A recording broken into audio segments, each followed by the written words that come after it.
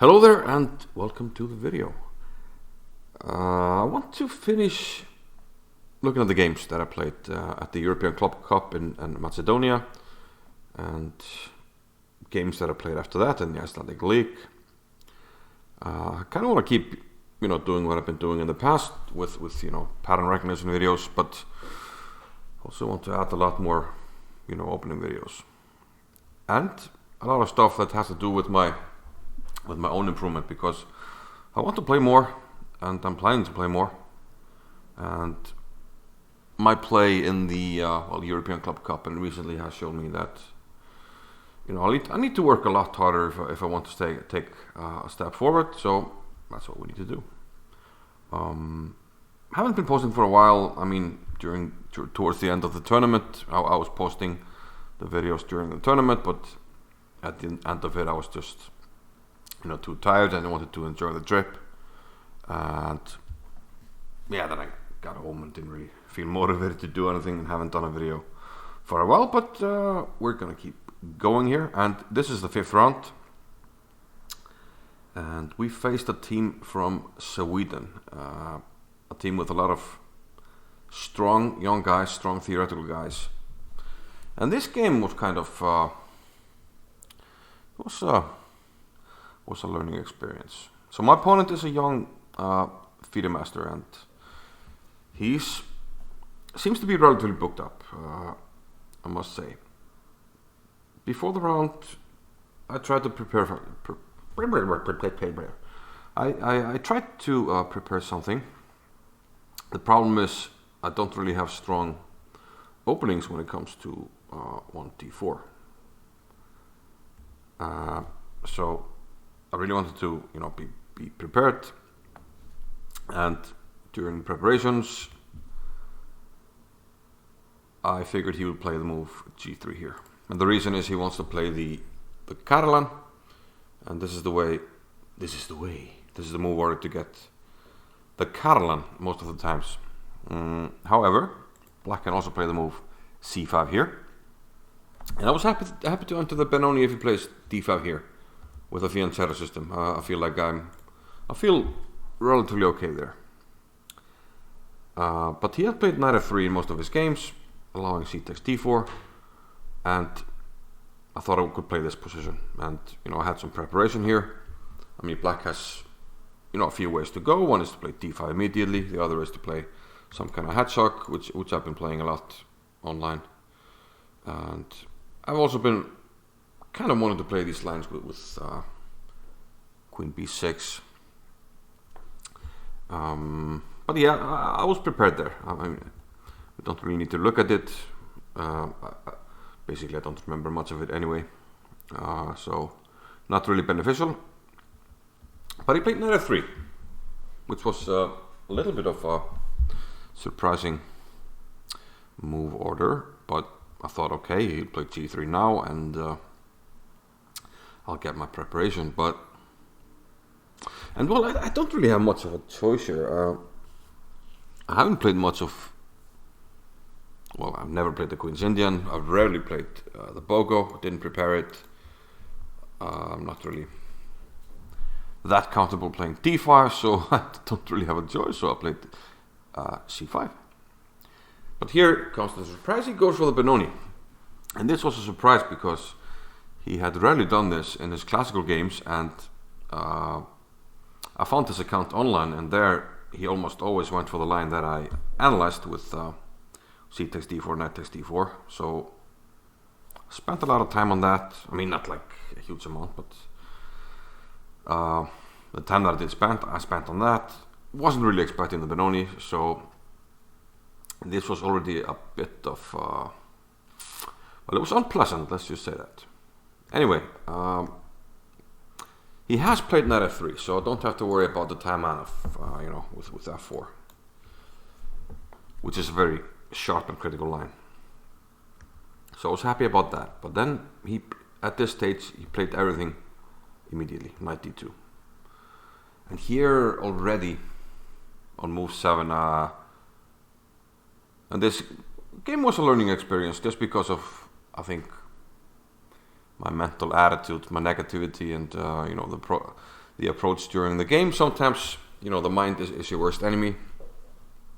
Because I realized, like, I've played this land before, I've not done tremendously with it, and I don't really have an improvement. So at this stage, I'm like, I'm gonna be playing this guy's computer for a while, and I don't really have a way that I'm comfortable with to deviate from what he wants to do.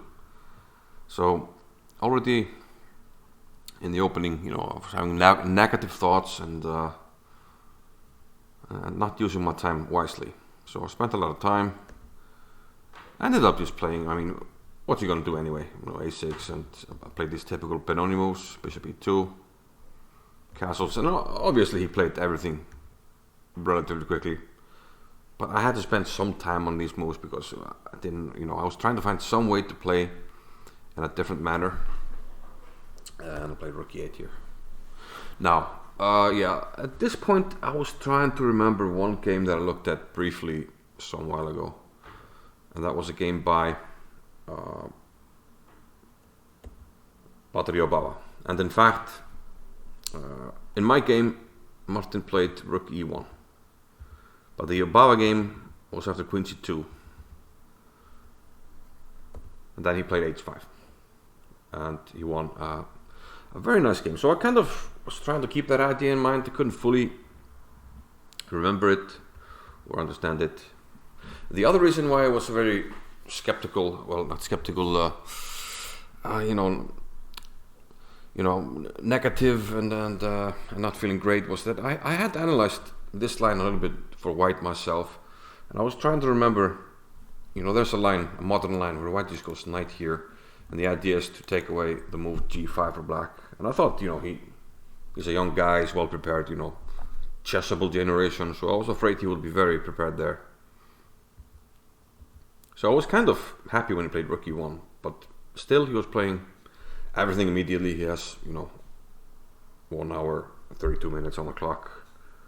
Well, probably more at this stage, because, you know, he played everything immediately, and we removed 12. Meanwhile, I'm way down on the clock. Didn't find anything better than rook b8. I think knight e5 is the main move here, and this is relevant to our game because after the game, one of the guys on my team, he told me that, you know, h5 was a playable move here, and that's something I'm probably going to be looking at if I want to continue playing this opening. But I think I will not play this opening if I know my opponent has had time to prepare. So I'm gonna, you know, start playing different openings, and I guess only play the Benoni every now and then, you know, against an opponent that shouldn't be prepared, you know, when we have double rounds and stuff like that. I'm not going to be a sitting duck. That's a danger with modern chess, with guys that are very well prepared, that you're a sitting duck. And in this case, the reason why he deviated from what he usually does by playing g3 and allowing takes on d4, he played d5 because I was kind of a sitting duck, you know. I played too many Benoni, so he knew about it, and he was well prepared. So anyway, I played rook b8 here, played a5, and now we have knight e5. So the inclusion of a5 and rook b8, I'm not sure how much it matters, but we have this line anyway. And here again, probably I should go h5. I think that's the only way to play if we get this position. And there's a nice trap. If white goes h3, we can take on d5. And there's always bishop d4 in the main lines. Threatening mate on f2, and he has to play king e2 because both queen e2 and rook e2 allow knight h2 mate, which is a pretty nice mate. But upon entering this position, I didn't find any way to, you know, really play. I thought if I played h5, I didn't look closely enough. I thought I would have to play this position, and this looks kind of silly, and I didn't want to do it. So even though he hadn't spent no time, he was probably in his preparation. I went for the most critical line, and I took on e4. And I spent like a ton of time calculating it, you know, trying to find, okay, do I get a playable position? And still pretty negative and way down the clock. He still had all his starting time, I think, at this point, plus the time that he had added onto his clock. But I think he's. I don't have the score sheet, but I think he started thinking, around this point. And I don't think he played the best move. And that's often a danger when you follow, you're following theory and stuff. And then you get out of it. You're not playing the game yet. You've just been, playing theory. So your mind is not really prepped for chess. So very, very often, you will not find the best move immediately out of theory. And here, okay, he took with rook, taking with the knight. Knight c takes e4 is the best move. And the idea is, if I make this check and I take on h2, which looks tempting because if king takes, it's going to be mate. Then he can flick in knight f6. And then take on h2. I would have to take with the bishop, not to lose material. And then he takes here. And that's too much. We're down a piece. But I played rook takes e4. And here, bishop d4 is interesting. Thought about it. I didn't like it. Don't remember why. Bishop d4. Yeah, basically I thought, okay, he will take. And I didn't really fancy this. It feels like my attack is running out of steam. Okay, maybe I get the knight in on e3 if I want, but queen b3 and then he gets the pieces out. Didn't feel great about it. So I took an e4, played bishop d4 check, king to the corner, and I took an h2. And again, of course, you can't take it because of the mate, but that didn't happen. He played g3. Of course I saw this, but I just didn't find anything better to play. Took an f3. And here, his time was kind of coming down. Okay, I'm in time trouble at this stage, having spent a lot of time in the opening and being too negative. But I felt like I was, getting into the game here. I'm down a piece, but I do have 2 pawns for it, and I was starting to get some hope. If I play b5, put the bishop here, this becomes vulnerable. F5 might be in the cards. Maybe I'll win the d pawn because let's say I play b5, which I didn't do. This is coming here. This will kick out the knight, which is protecting d5. So this will be weak. And then maybe f5, and maybe at some stage I could maneuver the queen, and the queen and the bishop might win the pawn, and then who knows? The light squares are weak, and maybe in time trouble I would have been able to do something. And I kind of felt like I should, maybe not the favorite, but I was feeling happy about, if we got down to time trouble, because checking out his account, he didn't have a really high rating online on chess.com, which suggested to me that he's like a hardworking guy, knows his opening pretty well, plays seemingly pretty good in classical chess, but I think Blitz is a lot about talent, so I felt like I was a stronger player, but then again, maybe not. I'll play queen d7 and immediately regretting this, because I thought he would. Okay, I'm threatening mate in 1. Yay, mate with advantage. But I thought he would have to play, either queen g2 or knight f2. And both moves he's retreating, and then I was going to play b5 and go for these plans that I've been thinking about.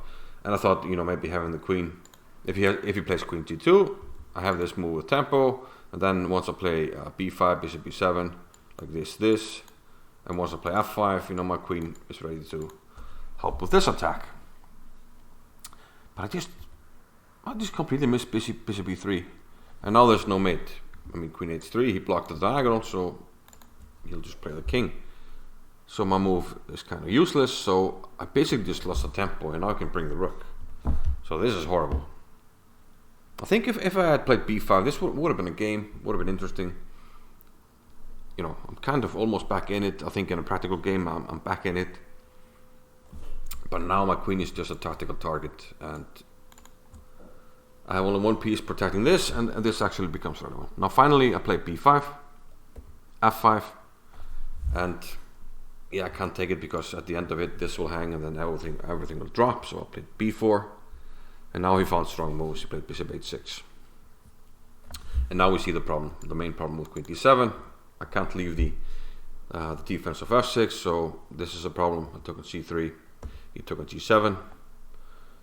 I took on f5. If I take on g7, he'll play queen takes c3, and we can all see that this will not end well for me. So I took on f5, took on c3, but it's yeah. And here I basically had no time. I was just trying to survive. Okay, at least I pinned the knight, but he just unpins. I played this move, and here he thought for a while and found the win. And while he was thinking about it, I found an even quicker win. So if you want to practice, finding the quickest mate, go ahead. He played the move, pause and then find the solution. He played knight f6, which is the second best move. And unfortunately, it's just mate. I saw that and resigned after he played this move, accurate move, because now I can't go back. Here I get mated on g7. Go here, I get mated on h8. And if I go to h6, let's just have a look at that. Well, it's not much to look at. It's going to be a check. And then he's going to come back around to h4. And the knight is good on e8, covering this. So knight e8 was the correct move. He could have played bishop h6, however, which just ends the game immediately. And I can't keep a hold of the 8th rank and the queen. So something like this, he will just play knight f6. And then mate on the back rank, which is not good. So yeah, tough game, very tough game.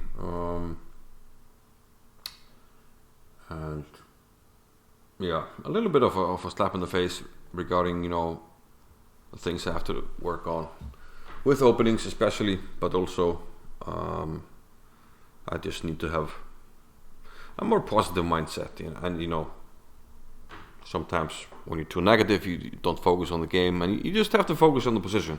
Once you're in the position, you can't really change anything. You can't be,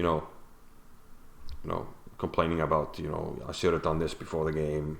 You can't change that during the game. So you just have to play to the best of your ability and to the position at hand. But sometimes it's tough, it's a constant learning experience and a battle with yourself. And I failed this time around, but hopefully you lose or you learn, and I'm hoping I learned something from this game going forward.